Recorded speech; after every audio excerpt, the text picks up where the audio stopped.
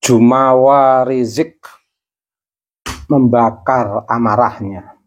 Teringat marahnya Rizik, saya jadi teringat sajak saya, luka yang membusuk.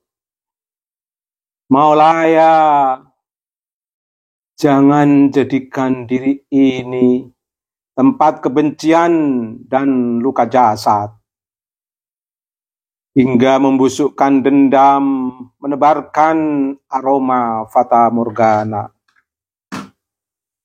Ini 4 baris, tetapi memang dendam, kebencian itu sangat menyakitkan, membuat kita tidak tenang, membuat suasana kehidupan kita seperti terkoyak-koyak. Akhirnya saya jadi teringat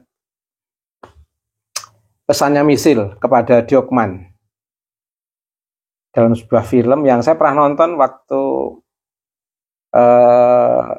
di S1 dulu, lama sekali. Tapi saya sangat terkesan pas saat nggak sengaja gitu. Diokman itu gemeteran di hadapan Misil yang perempuan yang kejam.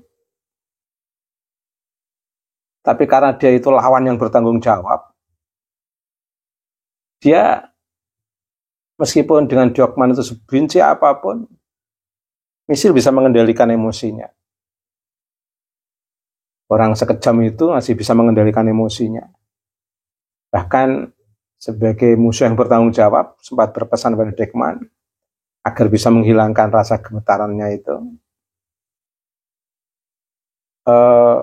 Kamu bisa menghilangkan rasa gemetar kamu, asal kamu bisa melakukan dengan mengganti 2 hal, sehingga gemetar kamu akan hilang. Pertama, kamu lari. Yang kedua, kamu marah, semarah-marahnya. Maka ketakutan kamu akan hilang. Rupa-rupanya ini cocok untuk Rizik Syihab. Dia sebenarnya tahu teori ini. Suasana yang sedang ketakutan. Sebenarnya tidak ada ancaman dari pihak yang lain kok. Dia hanya terancam oleh amarahnya sendiri, oleh emosinya sendiri, oleh dendam kusumatnya sendiri, dan terancam oleh kesombongannya sendiri. Rizik Syihab itu. Pertanyaannya, mengapa sih seringkali kita menemukan sikap-sikap sombong dan jumawa Rizik Syihab seolah-olah dalam bahasa Jawa itu urduk jumah kliwon. Sapa sira sapa ingsun, seolah-olah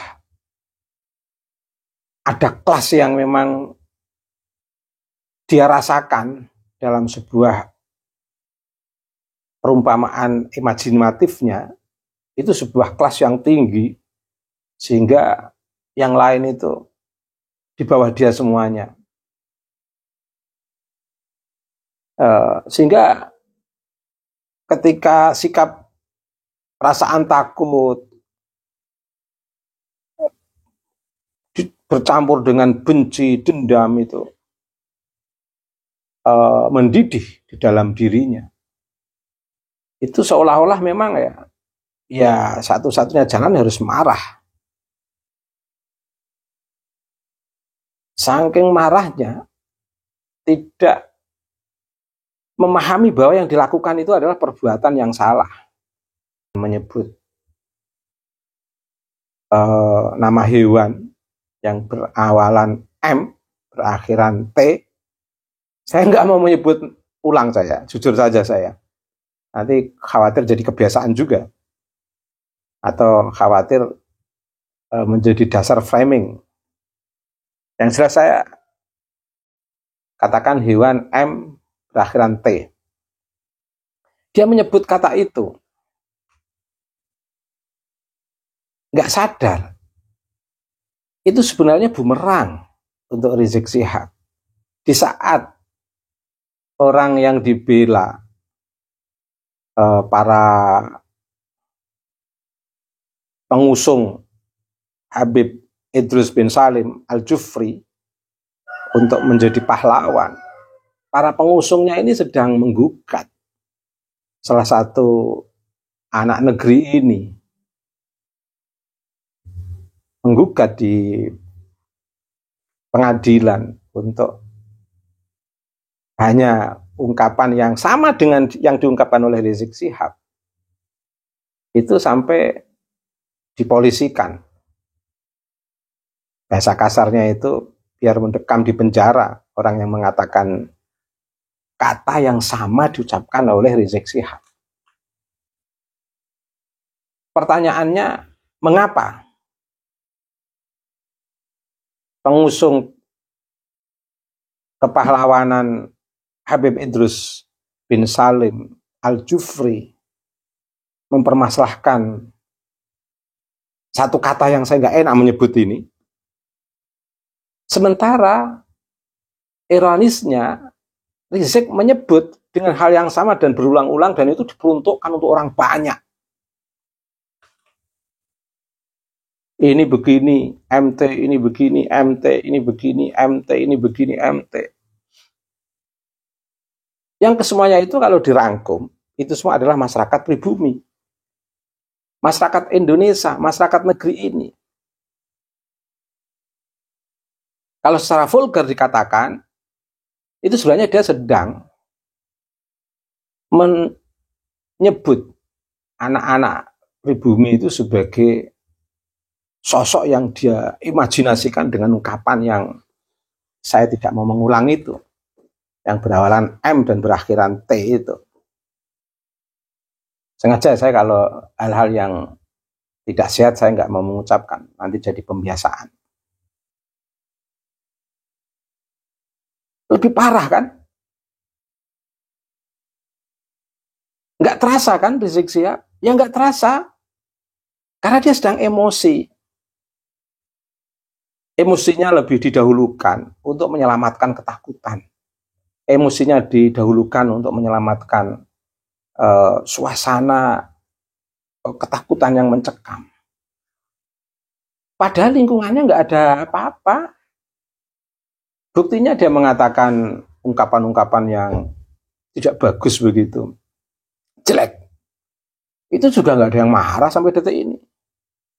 Paling merespon secara reflektif seperti saya sebutkan ini kan respon reflektif saya.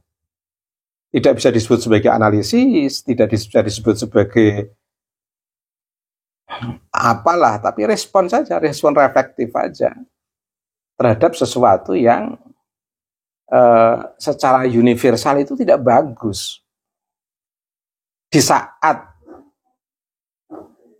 kelompoknya mempermasalahkan kata itu, sementara dia yang membela kelompoknya lebih dari itu. Merasakah? Oh tidak, saya yakin Rizik tidak merasakan itu. Mengapa? Karena sedang marah untuk menutupi ketakutannya itu. Sedang merefleksikan, itu kan sebenarnya sedang merefleksikan kesombongan.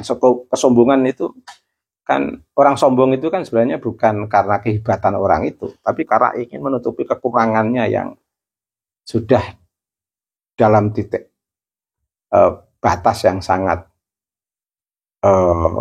mengkhawatirkan, dalam kekhawatiran diri sendiri, bukan mengkhawatirkan dalam kekhawatiran orang lain. Orang lain happy-happy saja, semuanya santai semuanya. Suasana-suasana psikologis seperti itu persis seperti saja yang saya tulis. Perlu saya ulang lagi? Maulaya, jangan jadikan diri ini tempat kebencian dan luka jasad, hingga membusukkan dendam, menebarkan aroma fata morgana. Jika dikaji secara teoritis dari pendekatan psikologi Islam, sebenarnya manusia itu kan memiliki unsur psikis dan fisik. Unsur psikis dalam kajian psikologi Islam itu kan Ada roh, ada qalb, ada akal, ada nafas. Nah, roh itu memiliki nutrisi yang memang harus diisi. Kalau nggak diisi pasti seperti ma'isyatan dongka, suasana kehidupan yang sempit, suasana kehidupan yang selalu galau. Man a'rada an dzikri fa innalahu ma'isyatan dongka. Dalam teks yang lain dijelaskan ala bi dzikrillahi tatma'innul qulub.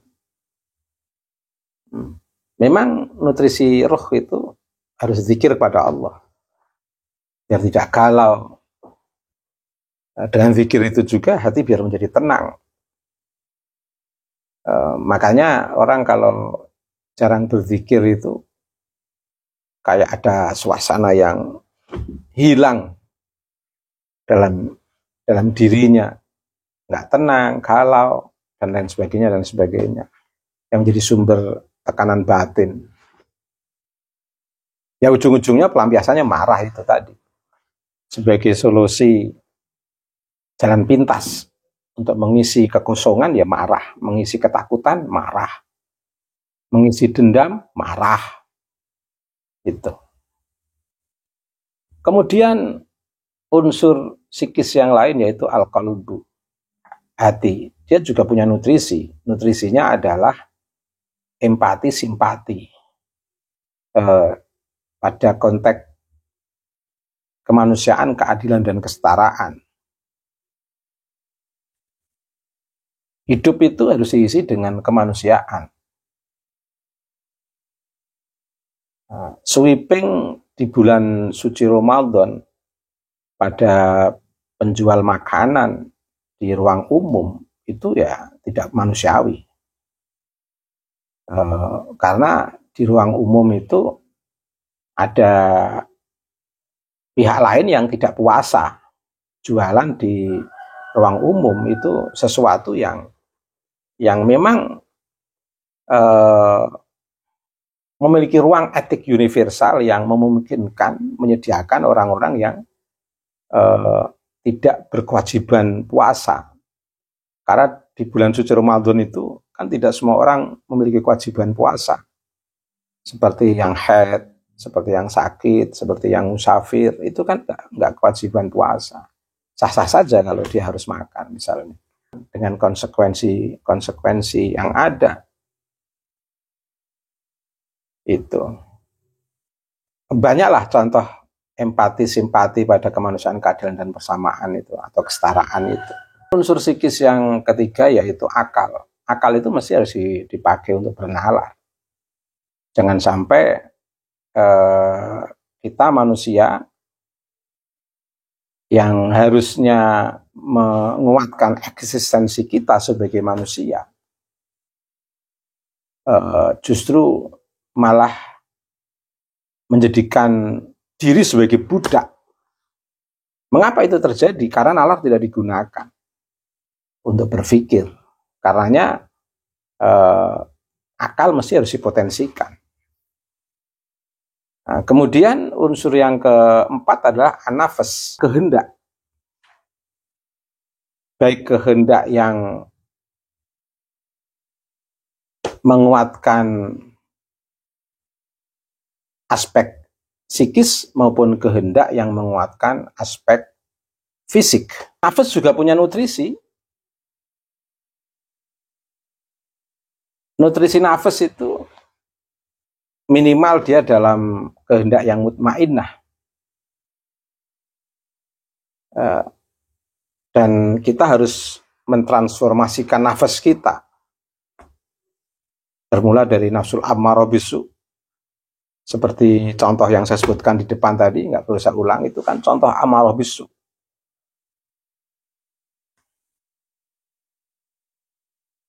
Kemudian nafsu lawamah, nafsu yang masih labil, kadang ingin berbuat baik, kadang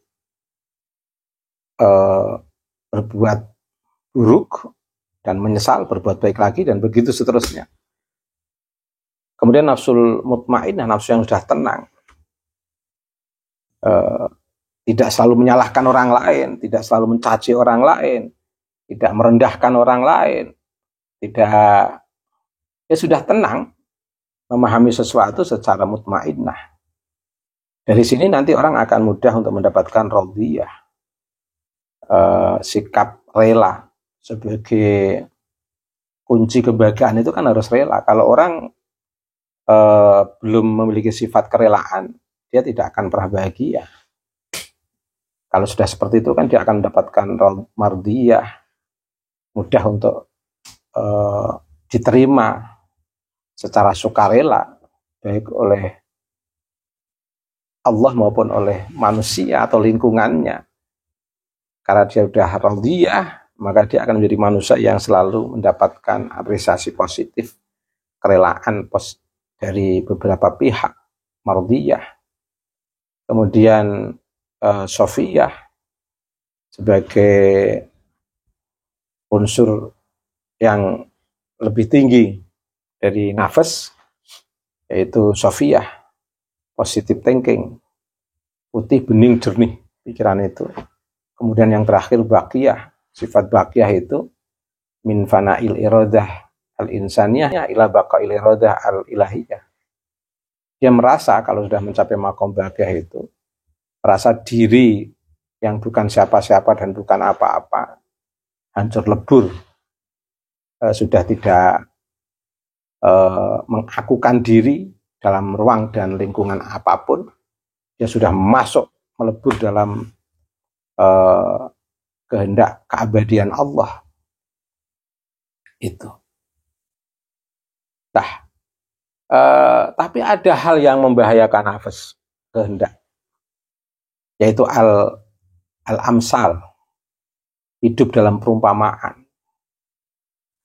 Perumpamaan untuk menjadi imam besar yang tidak menjadikan dia imam besar adalah musuh, yang tidak menjadikan dia sebagai imam besar adalah lawan, yang tidak menjadikan dia imam besar adalah terkutuk misalnya. Ini berbahaya. Amsal ini sebuah perumpamaan, hidup dalam pengandaian, andai jadi imam besar, andai bisa menguasai pribumi, andai tidak ada yang berani, andai semua mensucikan ras Ba'alwi misalnya. Ini kan problem. Amsal, penyakit kehendak itu ya amsal itu. Pengandaian yang tidak distandarisasi. Padahal kalau kita memahami, misalnya mengumpamakan sesuatu, kalau sudah mencapai sesuatu itu mau apa? Sama aja, akhirnya berada pada titik nol lagi. Mengumpamakan bisa naik pesawat, setelah naik pesawat mau apa? Ya udah pada titik nol lagi. Mengumpamakan mau makan sate, setelah bisa makan sate mau apa? Ya udah pada titik nol lagi. Kalau kita bisa berpikir seperti itu kan amsal ini kan tidak terlalu melambung. Bahaya kehendak dalam ini, dalam virus amsal itu, kehendak yang terjangkiti virus amsal itu berbahaya sekali. Seperti pohon yang di situ ada benalu, akan mengganggu buahnya nanti. Kehendak kok di situ terjangkiti virus amsal yang tidak terstandarisasi, itu ibarat hidup sebagai seorang manusia yang harusnya punya eksistensi luar biasa menjadi tidak siapa-siapa, menjadi tidak berbuah karena ada benalu amsal itu tadi. Kemudian jasad, ini unsur fisik. Jasad itu ya fisik kita ini. Di dalam jasad itu ada kebutuhan biologis, makan, minum, seks, dan yang paling berbahaya dalam ajsam ini, jasad ini, itu kalau dia terjangkiti virus syahwat yang tidak terkendali. Syahwat yang tidak terkendali itu juga berbahaya. Tentu semua orang punya syahwat, tapi berbahaya kalau tidak terkendali. Yang tadinya mulia menjadi tidak mulia gara-gara syahwat. Gara-gara syahwat yang tidak terkendali. Ini. Akhirnya terkena isu chat dan lain sebagainya. Ini gara-gara seseorang, siapapun orangnya, itu memiliki syahwat yang tidak mampu mengendalikan syahwatnya. Dan syahwat ini virus bagi ajsam. Makanya kalau seseorang bisa melewati amsal, perumpamaan ini tadi, dan bisa melewati syahwat pada virus ajsam, orang itu akan mulia hidupnya, masuk dalam martabat yang betul-betul merefleksikan kehambaan yang betul-betul mampu membangun relasi suci dengan Allah Subhanahu wa Ta'ala. Sudah mencapai makom tajalliyat.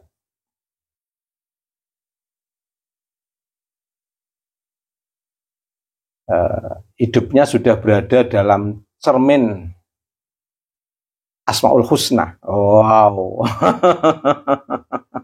Luar biasa ini kalau orang sudah mencapai makom tajalliyat. Tapi dengan catatan sudah melewati amsal dan ajsam. Amsal virus yang ada di dalam nafas, syahwat virus yang ada di dalam ajsam. Ini sudah bisa dikendalikan, orang akan mudah melakukan tahapan yang digambarkan oleh Imam Ghazali, yaitu takhalli, tahalli, tajalli. Mengkosongkan sifat-sifat buruk, takhalli, tahalli, menghiasi sifat-sifat yang baik, maka orang akan tajalli, seperti yang saya gambarkan tadi itu. Keren, kalau sudah seperti ini. Nah, kembali kepada permasalahan Rizik Syihab, amarah yang membara dengan menyebut sebuah kata yang tidak pantas untuk saya ulang.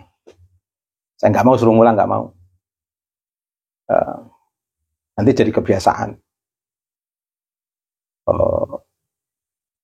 Itu mukhatabnya jelas, Pak.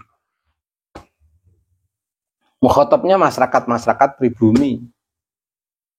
Masyarakat-masyarakat yang selama ini mengkritisi Rizik Syihab. Lah, ini baru satu orang yang oleh pihak Pak Alwi sudah mempermasalahkan.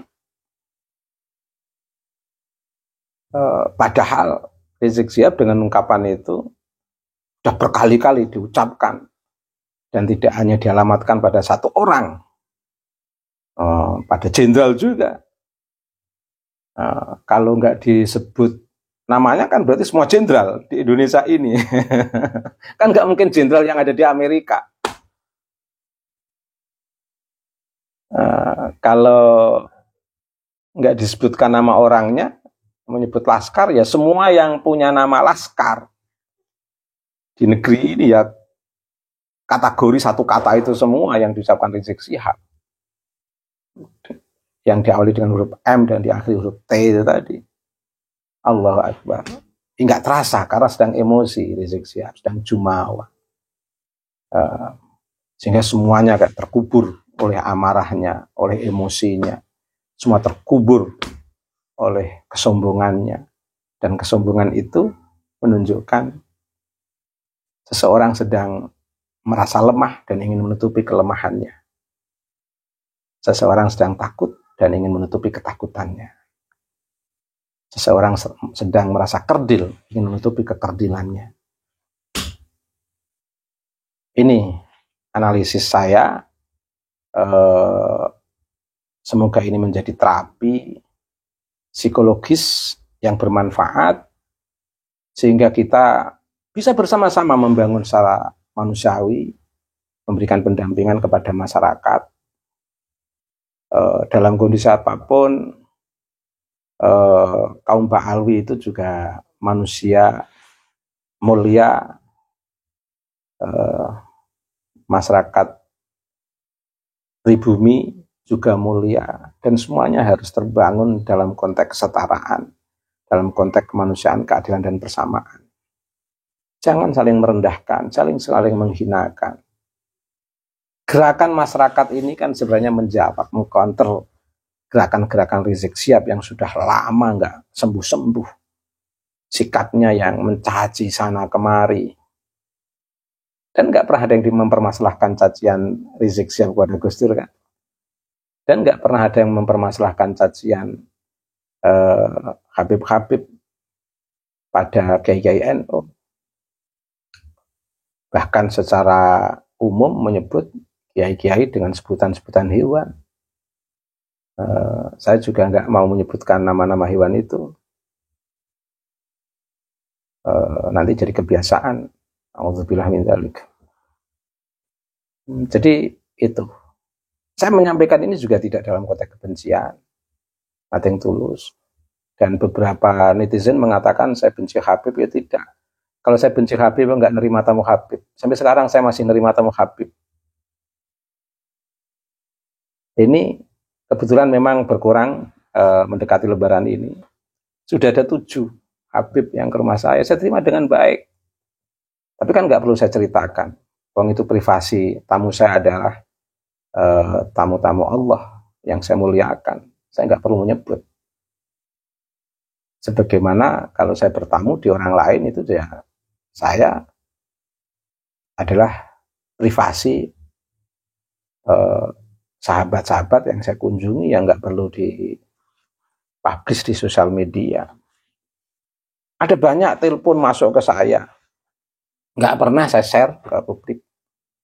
Ada banyak WA masuk ke saya, nggak pernah saya tantangan mengeluarkan WA yang masuk di saya share secara publik di sosial media, tidak pernah. Kalaupun ada WA masuk ke saya kirimkan ke seseorang untuk menyambungkan komunikasi. Tapi nggak saya share ke publik. Telepon juga begitu, nggak pernah saya video saya share ke publik. Karena itu privasi, itu etik universal. Sebagai bentuk penghargaan kita kepada semua orang yang punya niat baik melalui kiriman WA maupun telepon. Terjaga kalau telepon saya itu. WA saya juga terjaga. Meskipun ada beberapa orang yang WA-an dengan saya kemudian di-share di publik, tapi tidak apa-apa. Toh masih dalam koridor yang sangat wajar dan normal. Baik, terima kasih. Semoga bermanfaat. Akhirul kalam. Bismillahirrahmanirrahim. Wal 'ashri innal insana lafi khusrin illa alladzina amanu wa 'amilus shalihati wa tawassaw bil haqqi wa tawassaw bis sabr. Allahumma arinal haqqa haqqa warzuqna ittiba'ahu wa arinal batila batila warzuqna ijtinabah. Allahumma shalli ala sayyidina Muhammad wa ala ali sayyidina Muhammad. Subhanakallahumma wa bihamdika mil'al mizan wa muntahal ilmi wa mablaghar ridha wa zinatal 'arsy. Asyhadu an la ilaha illa anta astaghfiruka wa atubu ilaika wa sallallahu ala sayyidina Muhammadin wa ala alihi wa sahbihi wa baraka wa sallama walhamdulillahi rabbil alamin. Rabbighfir warham wa anta khairur rahimin.